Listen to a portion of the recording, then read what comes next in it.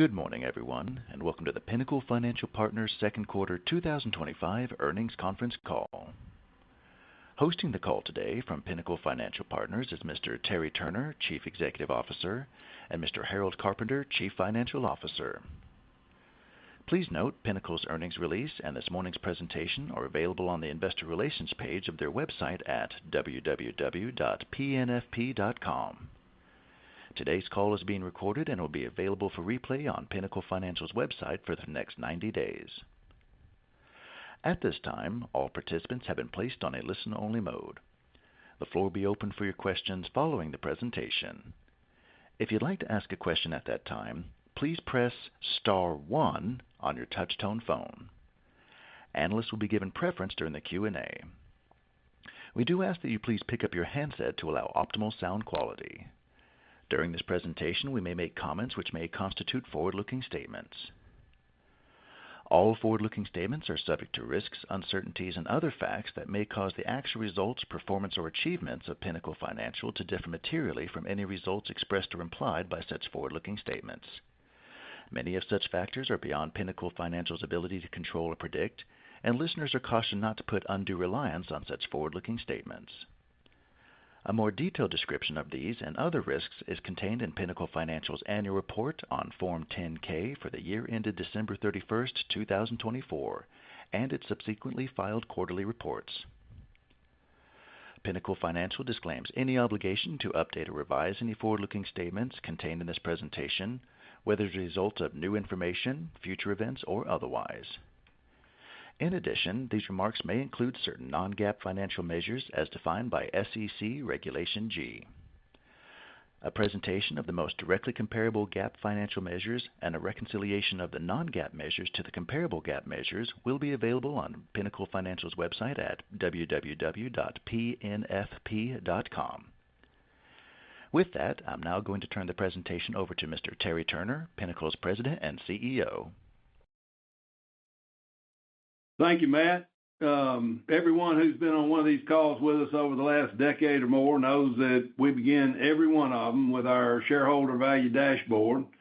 GAAP measures first, then the non-GAAP measures, which are most reflective of how we manage this firm. And specifically, I'm always going to comment on revenue growth, EPS growth, and tangible book value per share growth, because our analysis is that these three measures are the most highly correlated with share price performance. I believe that our relentless focus on these three simple metrics accounts for the extraordinary total shareholder return we've produced over more than 2 decades now. Other metrics like net interest margin, cost of funds, deposit betas, efficiency ratios are all interesting, but in my opinion, they're not highly correlated with total shareholder returns, and so that's why we're so dogged in our pursuit of revenue, EPS, and tangible book value per share growth. Here you can see the extraordinary reliability by quarter over the last 4.5 years, with second quarter being more of the same. In 2Q25, revenue was up 15.1% over the same quarter last year. Adjusted EPS was up 22.7% over the same quarter last year, and tangible book value per share was up 10.9% over the same quarter last year. And as you can see on this slide, we've produced double-digit CAGRs over the last decade on those same three metrics, which is meaningfully outsized versus the peers. But to peel the onion back just a little on how we produce such reliable growth, since between 75 and 80% of our revenues are spread revenues, as far as I can see, you're going to have to figure out how to sustainably grow net interest income at a double-digit pace, which we've done over the long term, as you can see on the left. And our way of doing that is to reliably grow our earning assets at a double-digit pace, which we've done over the long term, as you can see in the center. And then the most important ingredient of all is to be able to sustainably grow core deposits fast enough to effectively fund that double-digit earning asset growth, which we've done over the long term, as you can see on the right. So, having looked at it quarterly over the last 4.5 years and then looking at the CAGRs over the last decade, I thought it might also be instructive to look at it in the current, very challenging rate cycle. Since 2Q23, we've lived through a disastrous rate environment with an inverted yield curve, and as you can see on the leftmost chart, peers have been unable to grow net interest income, while we grew 7%. It's been a time of slow economic growth, leading to very limited loan growth over the last couple of years. And so you can see in the center chart, peers have been unable to grow their earning assets while our model produced double-digit earning asset growth. And I think perhaps most impressively, despite the Fed shrinking the money supply, making it really difficult for peers to produce meaningful deposit growth, we produced 13% core deposit growth, roughly 5 times the peer median. Remember those two double-digit balance sheet growth metrics, 10% earning asset growth and 13% core deposit growth, even in a difficult operating environment when peers struggle to grow. Now, I'm always cautious when I'm telling the story about our ability to produce such rapid and reliable balance sheet growth. I'll never forget Dick Kovacevic, longtime CEO at Wells Fargo, saying, "If it's growing like a weed, it is one." And so I want to peel back another layer of the onion for you to create clarity about how we do it, and not just how we do it, but why it's the safest way to grow that I'm aware of. Said simply, ours is a market share takeaway strategy. In general, we target the largest market share leaders in our footprint, which happily are the most vulnerable competitors in our footprint, and capitalize on the very difficult experience that they create for both their associates and their clients. In my opinion, we've become the employer of choice for many of those revenue producers at our largest competitors. The recruiting mechanism is simply to rely on referrals from our existing associates to certify which candidates we should hire based on, number one, their personal knowledge that the candidate is really good at what they do, and number two, that they'll fit in here at our firm. The average experience of the associates we hire when we hire them is 18 years. So if you think through that idea right there, generally we're hiring revenue producers with nearly 2 decades of experience. And what that means is they can move their book quickly, which produces both rapid and reliable growth. And they intentionally leave their bad credits behind, which in my view produces outstanding asset quality. On the left, look at the rate at which we add these highly experienced revenue producers, a 12% CAGR. That sounds a lot like the earning asset and core deposit CAGRs we just looked at on the last slide. I'm working hard to connect those two dots for you, hiring revenue producers and both balance sheet and fee income growth. On the right slide, you can see the power of that ability to attract experienced talent from these larger competitors. The third quarter of 2024 was the last time I gave a more detailed look at how the balance sheet books build on average. We've also included that information on slide 49 in the supplemental slides this quarter. But using those average production statistics for just our new relationship managers who produce balance sheet growth over an extended period, the relationship managers hired from 2020 through 2024 should yield an approximated $19 billion in organic asset growth through 2029. And that growth in general is not really dependent on economic growth or rate cycles, as you saw in the previous slides. It's simply the consolidation of the books of business held by those relationship managers that we have already onboarded through 2024 from their previous employer to Pinnacle. And don't miss, all of that growth is produced by folks who are already in our expense run rates. And so hopefully that creates a little more clarity around how we have historically produced reliable, sustainable, and outsized growth, even when peers are struggling as a result of the difficult operating environment. If you can bear with me just one more minute, let me peel the onion back still one more layer on why and how the growth is so reliable and sustainable. It sounds pretty simple, right? Just go out and start hiring a bunch of revenue producers, but it's not as easy as just hiring people. It's critical to hire the right people, which sometimes can be tricky. But because we don't use headhunters, because we generally don't hire folks that are circulating resumes, and instead we rely on our existing associates who make referrals for candidates that they've worked with at other banks, we're able to literally attract the best talent. I think, when I think about that idea there's almost, I won't say no possibility, but a very minimal possibility of making a mistake when you use that hiring formula. So on the left, you're looking at Greenwich data for businesses with sales from 1 million to 500 million in our 8-state footprint. Greenwich assesses relationship manager quality scores across 7 metrics. In the here in the blue bars, you're looking at the range of ratings for the top 10 banks in our market for each measure. The white line within each of those blue bars represents the median score for the 10 banks, and the orange dot is where Pinnacle ranks on each of those measures within the range. And so as you can see, we haven't just hired people, we have literally hired the best. And now to the most important part of the whole formula. On the right, you can see that not only have we hired the best, but we've also done the really hard work to build and operate a service model that literally yields a banking experience second to none. Our belief has always been, as long as you can routinely attract large volumes of the best talent and then arm them with a differentiated service level that clients rave about, which ours do, as evidenced by our 83 Net Promoter Score, then you can reliably and sustainably grow your revenue, your EPS, and your tangible book value per share. So with that, let me turn it over to Harold to quickly highlight the key elements of our performance in the second quarter, which is just the natural extension of the long-term execution of this differentiated model. Thanks, Terry. Good morning, everybody. We will again start with loans. End-of-period loans increased by 10.7% linked quarter annualized, which was better than we thought at the beginning of the quarter. We continue to lean on our new markets and new relationship managers to provide the punch for our loan growth. Again, as we've said many times before, our loan growth is not so much dependent on economic tailwinds. It's about all these great bankers we've hired and the movement of their relationships to us. There was a lot of macro uncertainty last time, and there remains a lot this time around. Our pipelines continue to remain in great shape. Given second quarter results in our pipelines, we've adjusted the low end of our loan outlook range to consider now 9 to 11% growth this year.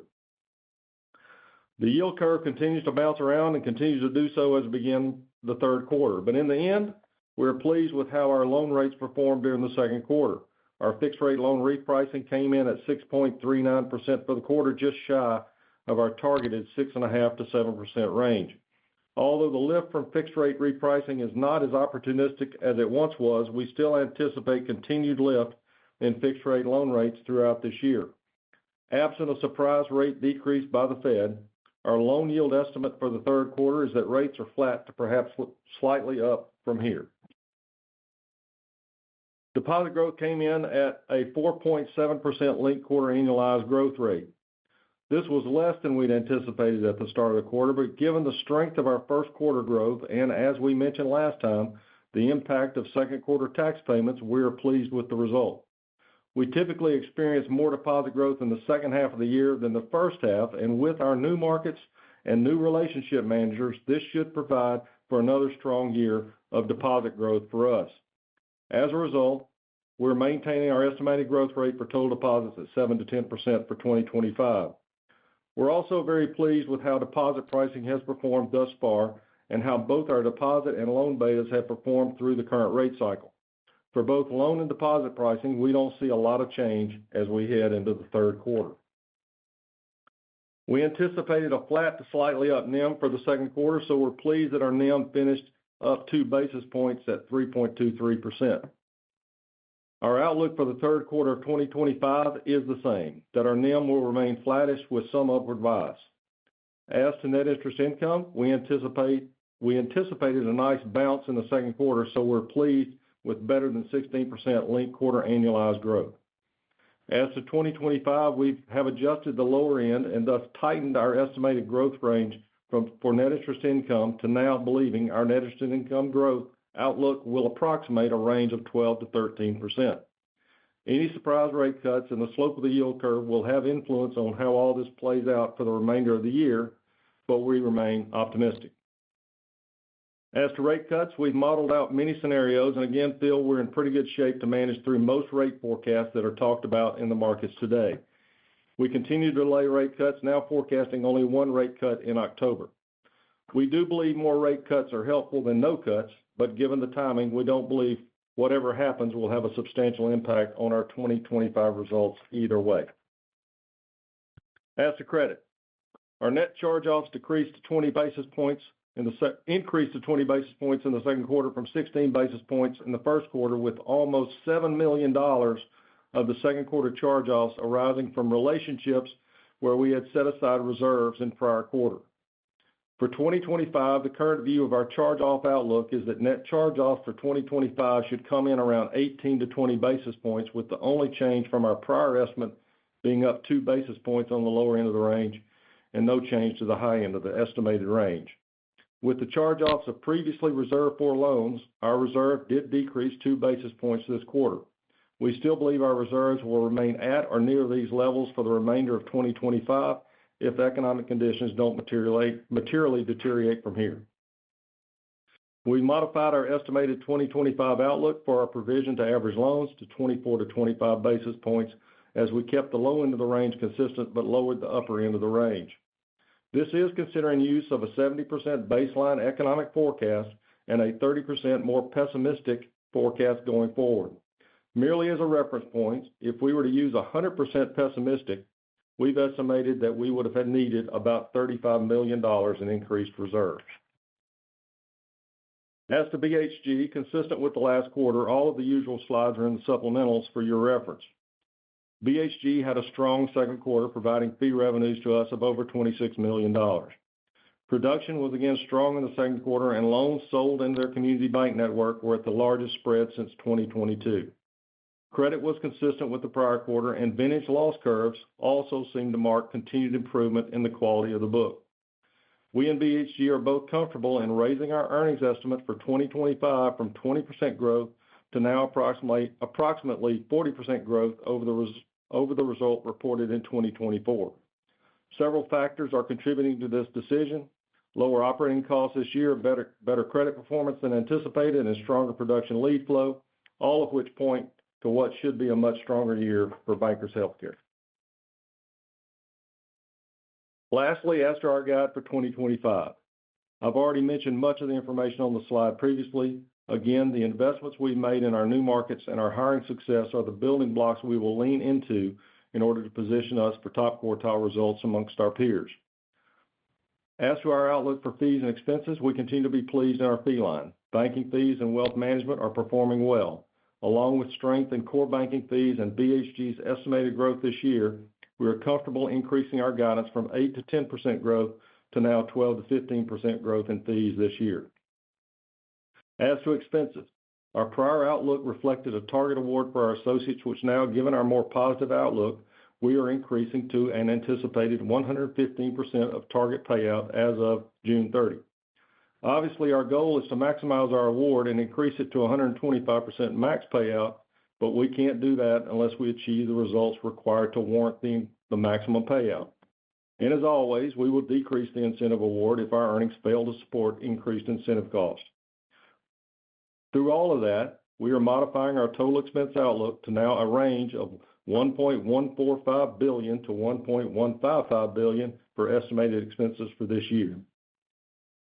As the tariff discussion plays out, as the yield curve and rate cut discussions play out, we are hopeful that more clarity will come forth.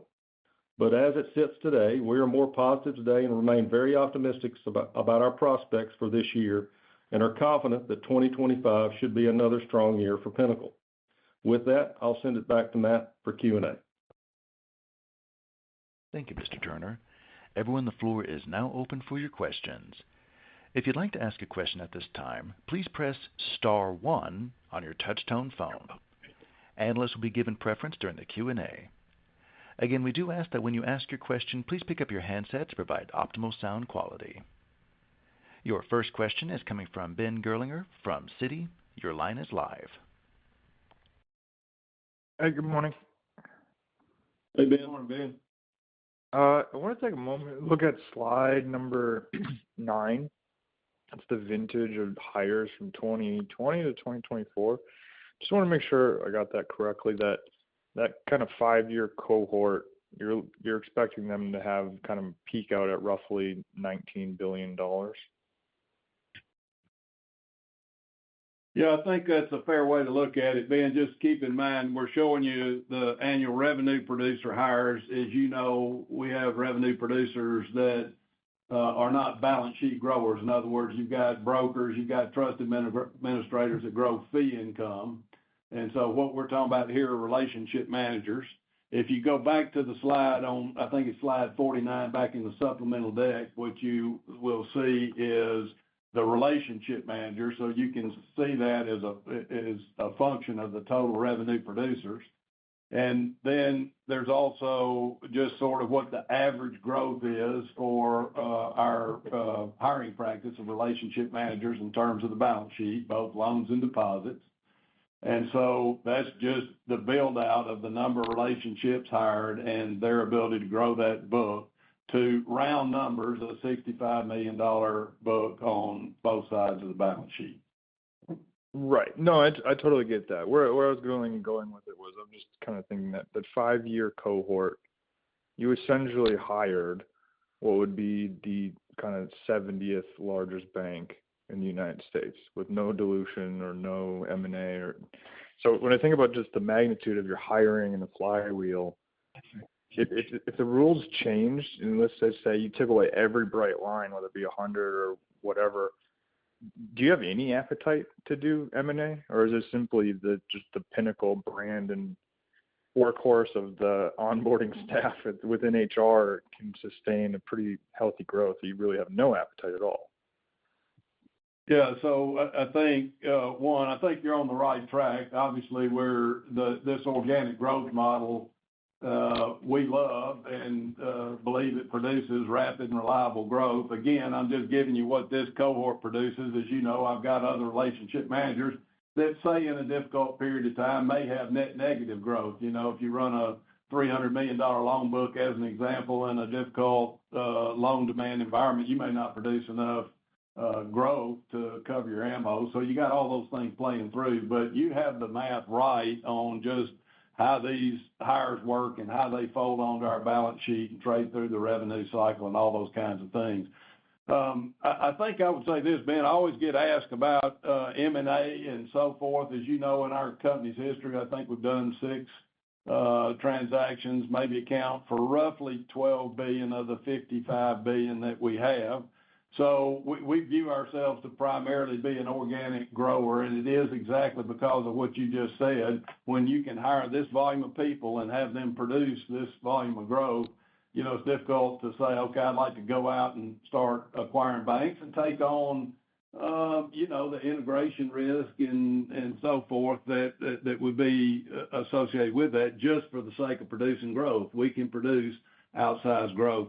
The only other consideration I just, you know, footnote for you, I think also we get asked about succession planning a lot. And so I always try to walk people through, hey, our board understands their responsibility for succession planning. They look at it routinely. They study it in 5 different lanes, if you will, 5 different ways to accomplish succession. One is using our high-performing or high-potential candidates inside the company. There's an outside candidate or 2 who have the capacity to do this job and have an affinity for Nashville. Obviously, we could buy banks, we could do MOEs, or we could sell the company. So, you know, those are avenues that our board is constantly considering and expect me to keep them updated on where we are on all those things. But that seems like the only application for M&A if you ever got to that. But again, just to try to figure out how to grow faster, I can't imagine we would want to take on that integration risk. No, absolutely. I think that's great. The only other question I had in terms of just growth is, I know it started with Nashville and Tennessee and the Southeast and kind of drifted north up the Atlantic a little bit. Is there any other geographies to think about at this point, or is it just deepening the current map that you have laid out in front of you? Yeah, I think it's largely deepening the map that we have in front of us. You know, we talk about this triangle that if you go to Memphis and draw a line up to D.C. and down to South Florida, we want to be in all the large urban markets there. So we probably got opportunities in Florida in particular. You know, we're in Jacksonville, but there are other attractive markets in Florida that might be useful to us. And very honestly, if we ran out of turf, you know, I think we obviously would turn our sight toward Texas. But I think you're on the right point. Fundamentally, we just need to push ahead in these markets that we're in that ought to produce outsized growth going forward. All right. Sounds good. I appreciate it, guys. Thank you, Ben. Thanks, Ben. Thank you. Your next question is coming from Jared Shaw from Barclays Capital. Your line is live.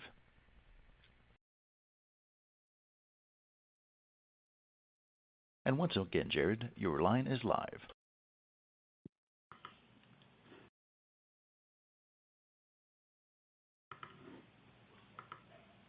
And as a quick reminder, Jared Shaw from Barclays Capital, your line is live. Oh, thanks. Sorry, couldn't hear you there for a minute.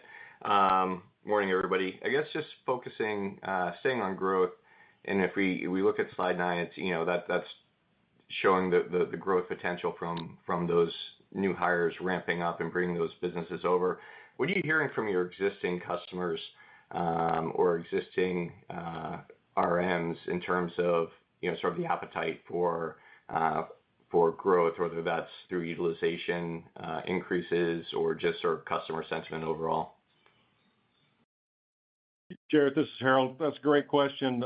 During the quarter, the credit officers put out a survey. I think they surveyed over 1,100 clients, both commercial and commercial real estate, about $13 billion in commitments altogether.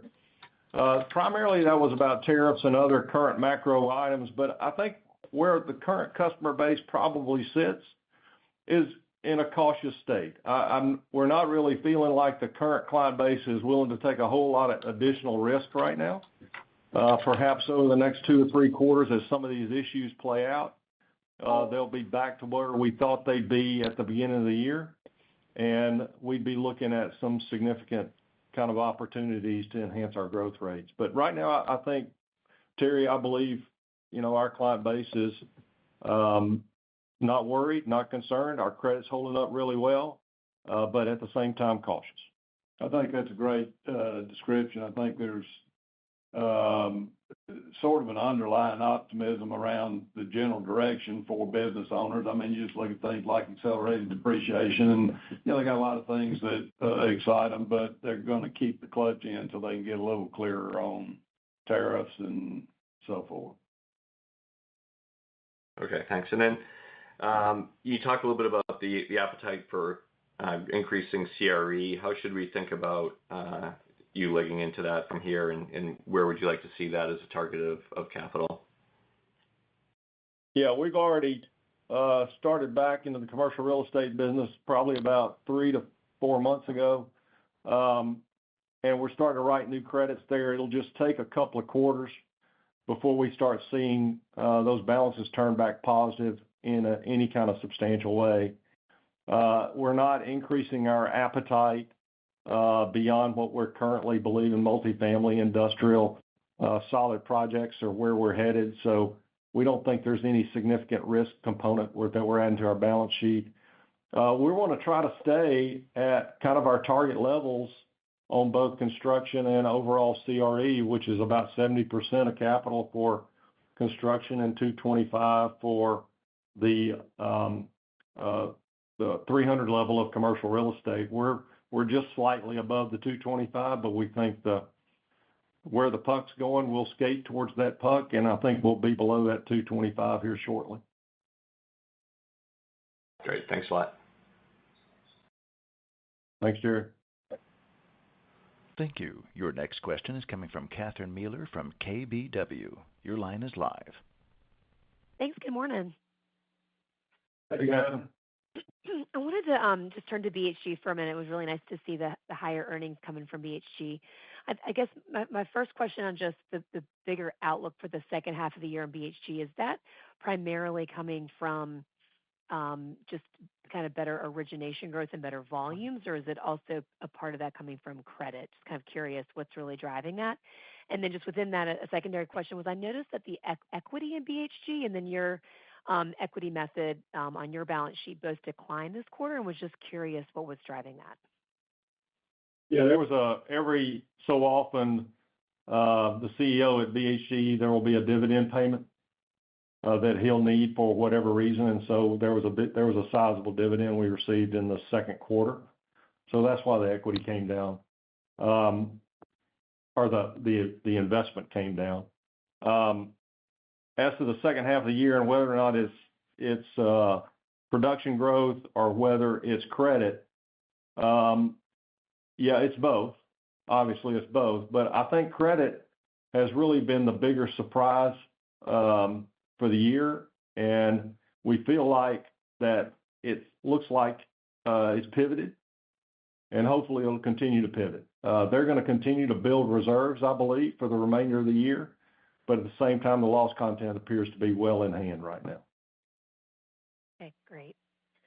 And then maybe one other question just back on deposits, on the funding piece of the growth. Can you talk a little? It was great to see your deposit costs kind of stabilize, and I assume that's part of your margin guidance into next quarter is that you kind of maintain kind of stabilization of this deposit costs. Can you give us any color on to just what incremental deposit costs look like today as we grow, especially as deposit growth improves in the back half of the year? Yeah, the numbers that I look at right now, for interest-bearing deposits, kind of in one big bucket, we're about 50 basis points over the book. That would be where what kind of new accounts, and that's just looking at new accounts that are coded into the trial balances. So you're saying your current cost of interest-bearing deposits is 3.19, let's say. So you're saying 50 bps over that is about where new deposits are coming on. Yeah, something in that neighborhood. I'd say 350 to 360 are the reports that I'm looking at. Okay. Okay, great. But your incremental loan yields are still coming on, it seems like, in the high sixes. Yes. Okay, Yeah. Great. Thank you. Great quarter. Thanks, Catherine. Thank you. Your next question is coming from Stephen Scouten from Piper Sandler. Your line is live. Hey, good morning, everyone. I just wanted to follow up on the BHG business mix. I noticed, some of the trends around the commercial delinquencies were kind of going up, but the consumer looks to be improving. It looks like maybe that mix of business is pretty close to balance between commercial and consumer loans based on those trends you disclosed on slide 45. But can you give us a better feel for what that BHG business mix looks like currently? Yeah, I'd say that right now, and I'll go back and look at the slide, but I think it's more of a 70-30 consumer commercial kind of business mix right now.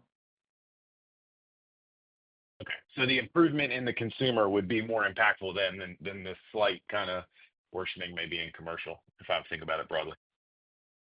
Yes, for sure. They've just allocated a lot more resources towards that consumer end. Perfect. Great. And then can you remind us with the incentive payouts, great to see it going up to 115% because of what it implies, obviously, for the success of the franchise. What would you need to see to take it to that 125%? Because obviously the guide in and of itself didn't change a lot, but is it just greater certainty around what EPS will be for the full year? Just kind of give us a feel for what would take it to the top end of that payout range. Yeah, you're on it. I think our internal forecasts give us a path to get there, but if you look at the ranges, we'd have to be on the better side of those estimated ranges. I'll put it that way. If we can get on the higher end of the loan growth, on the higher end of the deposit growth, on the higher end of the fee growth, that ought to support, towards that 125 that we're all looking for. Great. And then just lastly for me, can you guys give an update on the opportunity in Richmond, the new hires you have there, and kind of what you think the scale of that opportunity could be over the next 2 or 3 years? David, I'm not understanding your question. You're asking about our ability to keep hiring people? Well, I mean, just how big a bank you think you could run in Richmond, if that's a billion in asset kind of franchise there in the Richmond market. Yeah. I'm sorry, in Richmond specifically. Yeah. I think, our target would be to build $1 billion to $1.5 billion asset bank over a 5-year period of time. Okay. And feel pretty good about that based on the initial progress and opportunity set there? We have hired an extraordinary team up there, been in the market a long time. The average experience of the people is 28 years, people that ran commercial lending units, middle market lending units, and so forth, at big market share banks there. And so, yeah, we feel great about our launch there in Richmond. Fantastic. Thanks for all the color. Congrats on the quarter. All right. Thank you. Thank you. Your next question is coming from Casey Hare from Autonomous Research. Your line is live. Good morning. This is Jackson Singleton on for Casey Hare. Just wanted to touch on the NIM. Could you just please provide some more color on the drivers and what could drive the 3Q NIM to maybe be up a couple bips? Yeah, I think it's just the way the model just the way the model is working out right now. We think, if we can keep loans flat to a little bit up this quarter, which we think we'll do with the fixed rate loan repricing, our non-interest bearing deposit balances are hanging in there, so we don't see any kind of degradation in deposit yields because of erosion of non-interest bearing. So we think just based on what our growth metrics look like right now, Jackson, we think we're in pretty good shape to have at least a stable, if not a bias towards a few basis points up in them. Okay, great. And then as my follow-up, I was wondering if you could provide some color just on beta expectations and if you feel like there's more room for improvement here going forward. Well, there's always room for improvement, but I'm not anticipating our beta will change much, at least over the next 3 months. What we need is a rate decrease. We're kind of just sitting on the start line, hoping that the Fed will lower rates here more sooner than later, but we're not anticipating anything until October. But with a rate decrease, that gives us kind of a backdrop to really dig into the deposit book and lower some rates in that deposit on the deposit side of the balance sheet. Okay, got it. Great. Thanks for taking my questions. Thanks, Jackson. Thank you. Your next question is coming from Samuel Varga from UBS. Your line is live. Hey, good morning. I just wanted to drill down on the fixed rate loan renewals. You obviously noted that part of the story is a bit less exciting, which makes sense given just the increased competition for these loans. Can you comment a bit on this sort of the pace of spread compression? Like, could we see that slow down now, or do you think that more and more people are likely to come in and try to compete for these loans? Well, if you're talking about the spread on the originated credit, those spreads are hanging in there okay, based on what we're seeing across the curve. The decreased opportunity we have that we're trying to point out this morning is that the renewal rate on the loans that we're renewing is not as great as what was there before. So several quarters ago, these loans were coming in at, call it 4.5% handles, and now they're coming in at, call it 5% handles or better. So we don't have quite the opportunity to punch the NIM that we did today that we had back several quarters ago. So, but I think as far as our loan spreads, regardless if you're talking about fixed rate loans or floating rate or SOFR based, it feels pretty good. I think they're hanging in there. Okay, great. Thank you for that. And then just a broader question. Can you provide any updates on regulatory developments over the past few months? There's been a lot of different proposals talked about and coming out. I'm just curious if that changes at all how you think about running the bank from an operational standpoint. Thank you. I think, it seems to me that clearly there's a more positive tone set by regulators. We've seen things, as you point out, like the FDIC sort of rescinding their previous position on M&A. I think, there's dialogue. Who knows where it'll end on, the $100 billion threshold. But I would just say broadly that all the movement and all the conversation seems generally more positive for banks and so forth. In terms of, altering our own plans, as we've sort of hit at here. We like the markets that we're in, and sort of anxious to continue executing this model that we think produces outsized growth. Great. Thanks for taking my questions. Sure. Thanks, Sam. Thank you. Your next question is coming from Tim Mitchell from Raymond James. Your line is live. Hey, good morning, everyone. Thanks for taking my questions. Just want to follow up on the BHG conversation and kind of a bigger picture question, but the EPS contribution from that business has increased the past couple of quarters, and based on the new guide, it sounds like it will continue to do so. So I was just curious your thoughts on whether there's a level that you would target or not want to exceed in terms of earnings contribution, and then within that context, if there's any change to your attitudes towards the investment in BHG. Yeah, many years ago, BHG was in the 15 to 20% category as contribution to earnings. It's less than that today. I think over time, our goal is to try to not minimize, but bring down the rate of that contribution to our overall rate. That's primarily going to get done by us increasing our side of that equation. And so hopefully we'll be able to get that done. But as far as us putting any kind of backstops on them or anything like that, no, we're not looking to do that. I think they're running a franchise down there that again, I've used the word pivoted. That's pivoted. I think they're on their plan. I think this year is going to be a strong year for them, and looking forward to 2026, where all the overhangs related to COVID, they're back to a pre-COVID kind of operating model. Okay, makes sense. And then just one follow-up on loan growth. On your comments around kind of sentiment from existing customers, it sounds like the vast majority of your loan growth outlook is tied to the benefit from hiring and so forth. So is it fair to think that if loan growth were to accelerate for the industry more broadly, essentially banks that are relying on economic growth, that you could actually exceed the range for 2025, or are there other considerations that maybe that's not so realistic? No, I think that makes sense. I mean, you hit it exactly.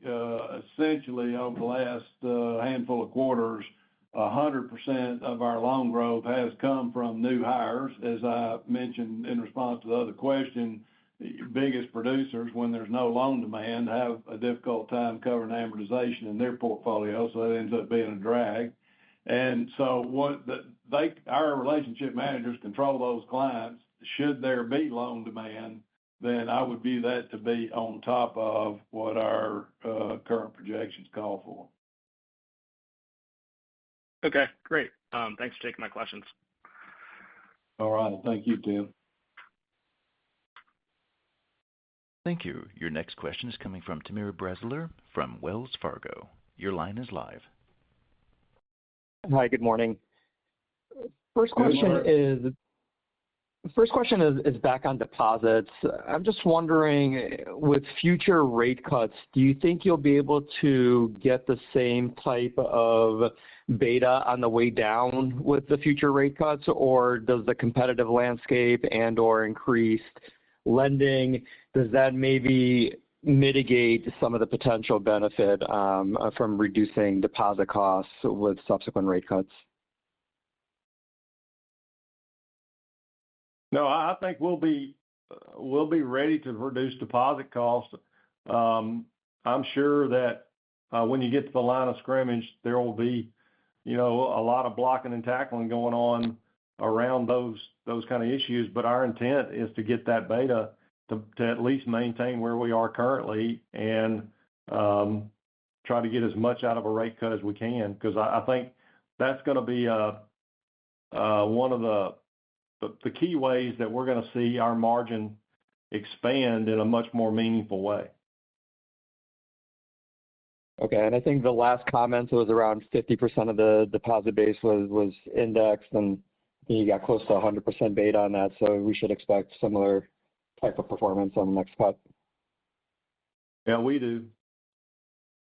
Okay, great. And then on BHG, again, just bigger picture, can you talk to the monetization there, if the improvement in the credit, the build out on the reserve side, do you feel like the partners are closer to getting something done there, or is the macro still somewhat prohibiting?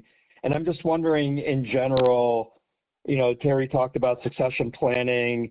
There's a lot of kind of speculation out in the market as to what might happen to Pinnacle. Is that at all impacting your ability to hire new producers, or do you expect that to impact your ability to hire new producers with some of this ambiguity out there in the marketplace? Just to make sure I understand your question, you're asking, does ambiguity around succession planning temper our ability to hire people? Yes. Well, I mean, I don't know what to say to you on that, Timmer. I mean, I guess you can tell me how long that ambiguity has existed, and you can compare that to what the hiring chart looks like, but it feels like our hiring ability is incredibly strong. We have hired 71 revenue producers year to date, which is a pretty rapid clip. And I would say that the momentum seems incredibly strong, in that I believe we have at quarter end 59 job offers out to revenue producers. We won't get 100% of those people hired, but I guess you'd have to draw your own conclusions. But it looks like to me our ability to hire people seems as good as it's ever been. Okay. Could you just maybe comment on monetization of BHG and what that timeline might look like? I don't think we have any different position than what we've expressed before. BHG has been an extraordinary investment for this company. We love it. We would expect, I would expect that there ought to be some opportunity for a monetization event that would be good for our partner shareholders as well as Pinnacle. But I can't tell you when it is. I've tried to communicate over an extended period of time that, for us, I don't want to monetize it when the market's not good. The market hadn't been good. Looks like the market's getting better. If it gets good enough, then something could likely happen, but it'd be impossible to quantify a timeline. Great. Thank you. I appreciate that color. Thank you. Your next question is coming from Brian Martin from KKR. Your line is live. Hey, good morning, guys. Hey, Brian. Hey, just a couple things. Harold, just clarifying on the BHG, given kind of the annual outlook for revenue, I guess, could second quarter be the high point for the year and it maybe drift a bit lower in terms of the quarterly performance in the back half of the year? Does that seem fair based on your commentary on the outlook for growth? Yeah, I think that's possible. I like flattish from here. So your comments is a good one. I think from here we're looking at probably a flat for BHG for the rest of the year, somewhere in that neighborhood. Okay, we're on the 25 million level. Okay, and then just in terms of Terry, you talked about just the outlook, the outlook for hiring. Just if you talk about just the opportunity like you did this quarter to go to Richmond, so go to a new market versus kind of backfilling the markets you're currently in. Is the outlook still pretty positive that you can get to these new markets, whatever they are? I know you mentioned Florida and a couple others, but are you optimistic about new markets more so than new people hired, or just both at this point? I would say both, Brian, but again, just to put it in perspective, we'll hire more people across the existing footprint than we'll hire in new markets. That's just sort of how the math of it works. Because we run a continuous recruitment cycle and we're hiring everywhere. I mean, we're still hiring people in Nashville, if you can believe that. So at any rate, I don't want to just kind of pound away on the same thing too much, but generally, Brian, I think you understand the catalyst for us to go to a new market isn't so much because we sit up here and work on maps and census tracts and demographics and psychographics. The catalyst for us to go to a new market is because we've got a team of people that we think can build us a big bank in that market. And so, if we found another opportunity or two this year, we'd do it. If we don't find any more opportunities, we're good with that. We believe we're going to produce outsized growth without doing market extensions. So.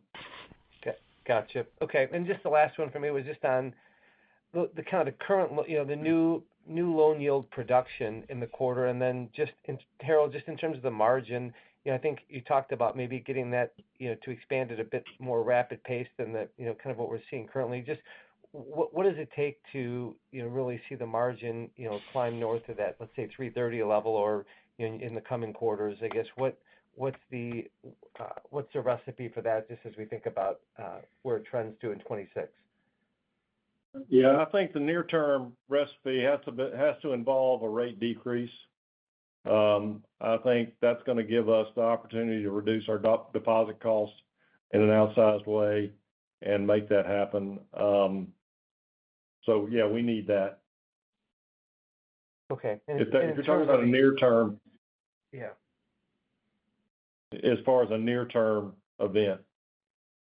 Okay. And as you get into, I guess, the yield curve itself, I guess, what are your expectations on that, at least in the near term? That it's not based on your kind of your guidance or kind of the, what your outlook here is in the near term. No change. That is flat. Yeah. No real change. It's a flat yield curve. For us to really get a kind of a longer term margin that we think this client base that we call on will deliver to us, we need a more traditional curve, something that's got slope from overnight to call it the 5-year part of the curve is where we operate. And if we can get, a decent amount of steepness in that from overnight to 5 years, we ought to be in great shape. Yeah. Okay. That's all I had. Thanks, guys. Nice quarter. Thanks, Brian. Thank you. Your next question is coming from Anthony Elaine from J.P. Morgan. Your line is live. Hi, everyone. Harold, on the 22% annualized C&I growth you saw in the quarter, I was wondering if you could provide more color. What drove that? Any specific subsegments within C&I that contributed to that strong growth? Yeah, I think it was pretty broad-based. I don't think there was any one particular industry, or I don't think there was a concentration of big credits in there. I think it was generally all over the franchise, Tony. I don't sense that there was any kind of single thing I can point to right now. Fair enough. And then, Terry, my follow-up, another question on the revenue producers. So you hired 38 in 2Q, total of 71 in the first half. My question is the pool of talent available in the Southeast and adjacent markets still as robust as it's been the past few years? I only ask this because there are a couple of other banks in the Southeast that are now also active with hiring talent. I'm just curious if there's enough experienced talent to go around. It's a great question, Tony. I guess the only way I really know how to answer that is that we're still having extraordinary success. And, the quality of the people that we're hiring today is as good as it's ever been. And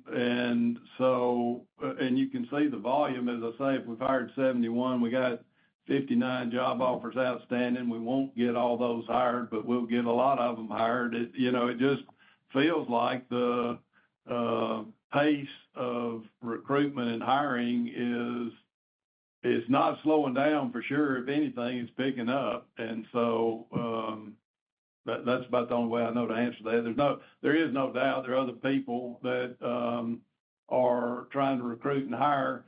I made some comments I'm not sure people get, but our recruiting mechanism really is different. And all I mean by that is the way we hire our people is we hire somebody after they've been here, we ask them who else they worked with that we need to hire, and then we recruit them. And so for us, the more people that we do hire, the more people we can hire. And I think it's so important to the speed of the growth that those people produce and the quality of growth that those people produce.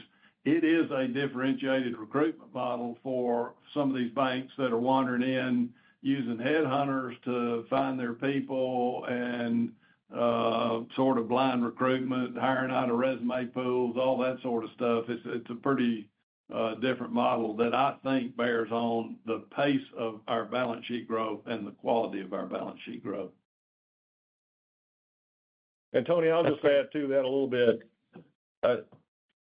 We spend a lot of time on work environment. I know a lot of sell-siders and buy-siders, they gloss over when we start talking about work environment.